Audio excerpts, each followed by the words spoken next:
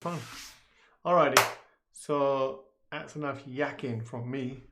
I'm going to dive in and play another piece. As usual, I go to the duets, but sometimes we've got a few ensembles on there. Oh, I haven't played this one for a while. The Swan. Okay, you can see these two dots at the bottom of the screen. No, you can't because I'm blocking it. I'm getting better at this. Right, there you go. You can see these two dots at the bottom of the screen. So this just means there's two pages. If there's only one page, it won't have any dots. Now, what would be the best key to press on a keyboard if I wanted to turn the page? So I'm playing the piece, I'm typing away. In this case, it's a violin, so let me play the alphabet. C, D, E, F, G, H, I, M, N, O, P. So if I'm playing away, and now I need to turn the page, what traditional musicians have to do is reach over, turn the page, come back, try and squeeze it in. So with Musitude, it's very simple. What was the most intuitive key, do you think, for turning a page? It's the Enter key, isn't it? So watch what happens on the screen when I press that. Boom, page turns. If I want to go back, which key has the word back in it? Backspace. Boom. So let's go back to this view. If I'm playing away this piece and then I get to the end of this page, press enter, and it goes to there. Now sometimes if a piece is really busy, and the last few notes are really busy ones, it can be difficult to reach over the enter key. So sometimes what I'll do is I'll resize the page and see if I can get a longer, which I can't, a longer note. Or sometimes even fit the whole thing on the screen. But I don't see any opportunity for that, so let's have a look. Yeah, so I'm going to stick with the normal size. So, oh, I can't see the screen because of the camera. That's all right. So basically, this is an ensemble. The reason why it's different from a duet is a duet has two parts. An ensemble has 3 or more parts. We've got some pieces with 4 or 5 parts. So we split the piano. This is a piano and a cello, so we split the piano into 2 parts actually. And so I'm going to play the cello part. And before I do that, I'm going to show you what the cello part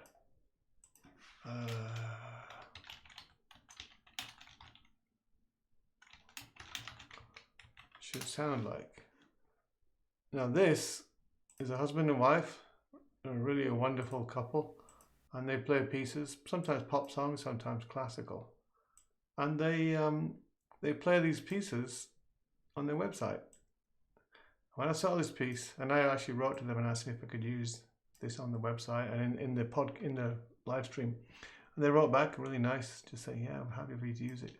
So the wife is playing the piano and the husband is playing the cello. So I'm saying that with Musitude, what he plays, you can play. And if you're any good with a keyboard, you can play within minutes, even if you're not a musician, you can't read music, you've never played an instrument. So I'll just play the opening part, I won't play it all. And then just imagine, I'm saying you can play this with Musitude on the keyboard. Here we go.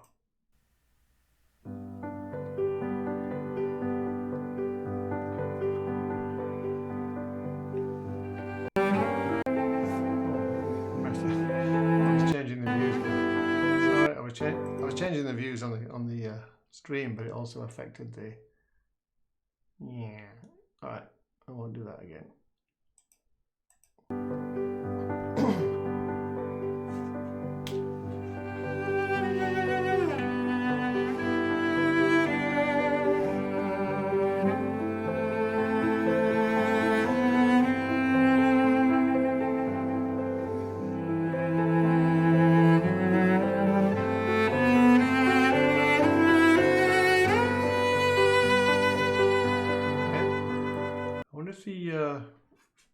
I wonder if the algorithm on YouTube or Twitch will pick that up and block the sound. Anyway, I just realized here's one by Yo-Yo Ma. It's the same one. Let's see how he plays it.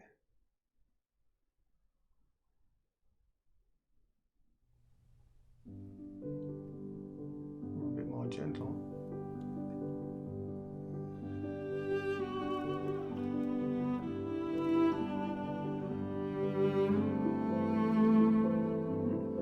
I think I prefer the Brooklyn Duo guys one. It's a bit more soulful.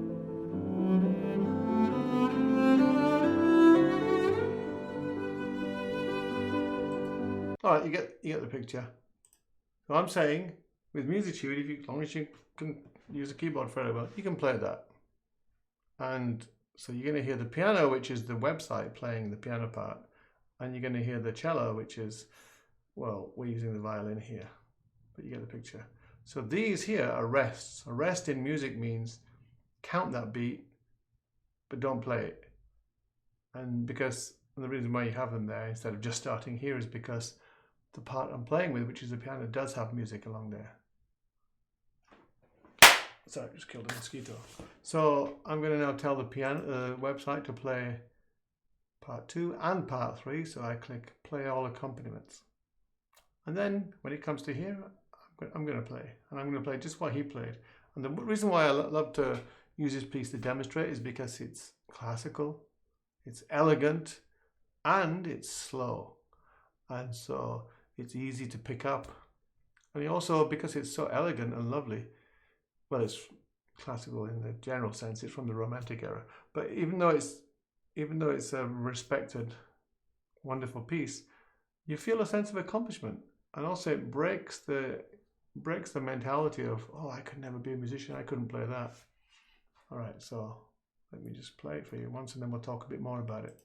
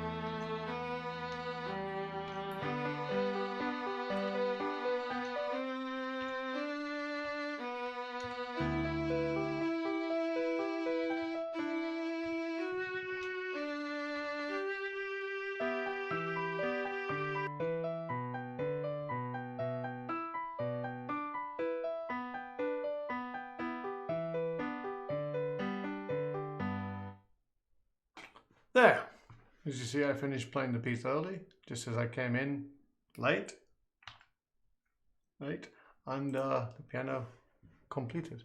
So yeah, that piece is fairly easy to play. I've seen lots of people play that piece, especially after I showed them that YouTube video, and all their life they believe they're not musicians. They can't read music, they can't play an instrument, and many of them, like me, actually tried. Many of them, like me, picked up an instrument, even took lessons. Gosh, I took lessons. I spent £15 an hour going to the Barbican Centre and paying a guy to teach me clarinet. I was a rubbish student. I put the effort in, I put the time in, and months and months and months went by. But I never reached the point where I could play the instrument and get joy so that it regenerates the energy and the desire to go and put energy back into it again. Never reached that sustainability point. Kids reach that point with video games the first time they pick up a controller and play Super Mario. But music, it takes a lot of effort and practice and mastery before you can get enough joy from it back that it generates energy. You know, even two friends having a conversation, you could talk for 10 hours. Oh, where's the time gone? They're not tired, they're so energized. Because whatever you do, spending mental, emotional, and physical energy, if you get stimulated by the result, the energy regenerates and it's a sustainable thing. And once somebody becomes proficient with a musical instrument and reading music and playing music, then it becomes sustainable because they get joy from whatever they do, even though they're still putting effort into learning new pieces and playing pieces. But the joy they get outweighs the effort they put in.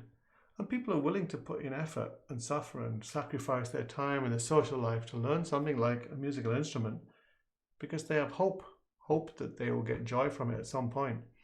But traditional music instrument was invented 1,000 years ago and refined over the next 500, 600, 700 years. But it wasn't invented, it wasn't done with user-friendly, UX or UI. It wasn't done with user interface or user experience sensibilities.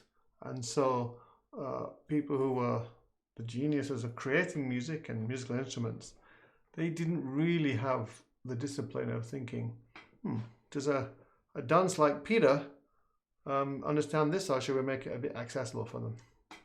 And so traditional music and instruments are fantastic for what they do, for who they serve. But here are the statistics. Only 3% of people can read music, traditional music, and play an instrument. So you might ask, you might say, well, that's fine. Let those 3% play music and the rest of us will listen to it. And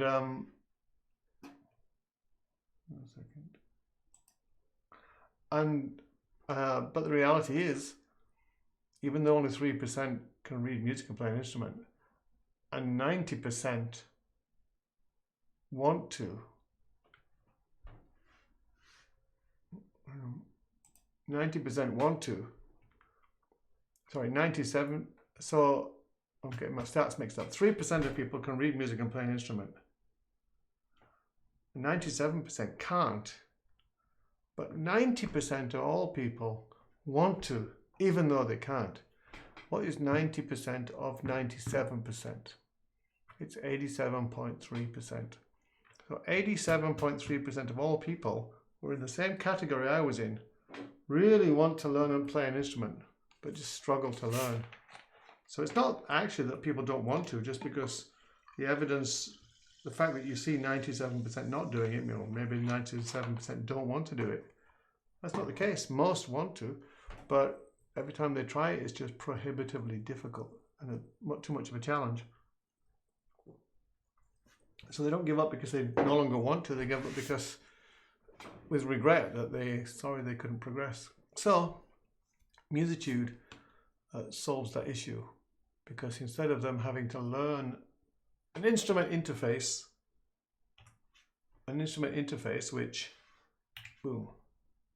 they don't know, we take this interface, the QWERTY keyboard, or with the mobile app, the mobile phone keyboard, and we retask it as a musical instrument, which means they're not having to learn a new interface or a new anything. They're taking something they already know and just using it as a musical instrument. And after all, if you think about it, drums were not musical instruments, were they, when they were first invented? And neither were trumpets. They were communication devices. So ironically, this is a communication device that's now been converted into a musical instrument, but it's not the first, because drums on battlefields and trumpets were both used for communicating instructions. So, and I think they were used before they were used for musical instruments. So people who can read their ABCs and people who can use a keyboard or a mobile keypad, they actually can use a musical instrument. They just didn't think of it as a musical instrument in the past.